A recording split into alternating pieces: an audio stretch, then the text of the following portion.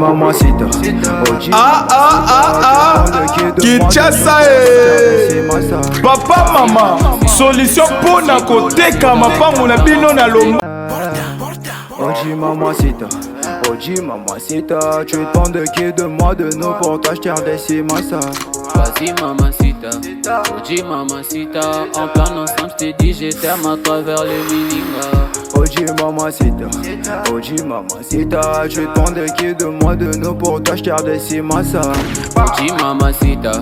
Oji mamacita, en plan ensemble je t'ai dit je t'aime à travers les miningas. Quand je pense à toi je suis pas allé, je suis BG encore. Tu t'en fous de mes reproches et de mes erreurs qui sont moches. La bonne j'arrange mes souvenirs dans la rage de la rage. Quand je suis dans le mbote libota mbote bandeko na ngai esengo mingi ya kopresente bino lupango oya munene ya kitoko eza pembeni ya boulevard nde tolobaki na générique lupango eza pembeni ya boulevard donc place bozomona banzete wana ya manga liboso wana yango nde boulevard donc lupango oyo eza tellement munene mais tozo morcelé 700 mètres carrés. 700 mètres carrés en termes, il y a la dimension normale, et ça 20 mètres sur 35. Donc 20 mètres de largeur et puis 35 mètres de profondeur. Donc dès que tu es mis boye, comme dans la mur, où il y a des bosokuna, automona autant de tambila, tina simananga, ne eza 35 mètres. Donc à Tola Sabino Boulevard, hein, bomona. Donc avenue moko, donc avenue eza parallèle na boulevard bomona mitukeleka mituka yango wana nde boulevard awa tote misko na boulevard tozo la Sabino boulevard ndenge ezali wana eza entrée ya nabiso donc bomona mbula ezobeta makasi mais tozo la Sabino toujours o eza entrée donc awa toza na Kinkole entrée ya nzela oyo ekendaka lokola cimetière yango yo donc boulevard yango wana mbula ebeta makasi mais tozosala mosala na se ya mbula donc boulevard yango wana e biso place totelemi nde avenue entra liboso yango oyo donc place bozomona makadam yango wana biso tokoti donc makadam oso obimi wana apres moko oza na boulevard donc tozongi na kati ya lupango mpona koexplike sikoyo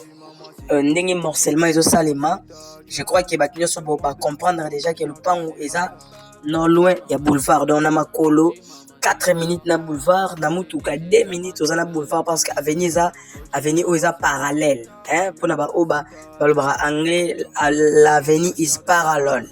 donc avenue eza parallèle na boulevard Lumumba donc lupango on est na lobby 20 mètres sur 35 auto kata batie yango dans 700 mètres carrés dans le boulevard boye batie yango $45,000 à discuter légèrement. Et pour naba oyo à Monique Arokoka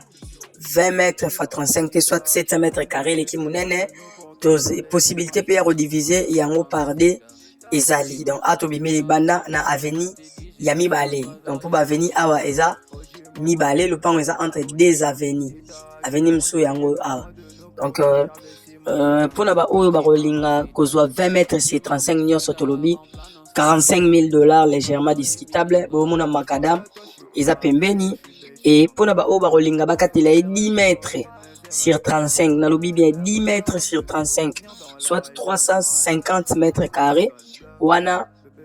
prix na yango ezali $25,000 à discuter bomona donc mbula ezobeta tito tambola boye place touti lupango o eza deuxième avenue okoki kokotela pe awa okoki kokotela awa mpona koaccéder na kati ya lupango tout comme okoki kokotela na première avenue o eza liboso kuna donc soko olingi ozwa 10 mètres sur 35 soit 350 mètres carrés $25,000 soko olingi ozwa 20 mètres x 35 totie $45,000 à discuter donc wana bonne chance à tout le monde bomoni nde tosa vidéo na sambula tokati awa.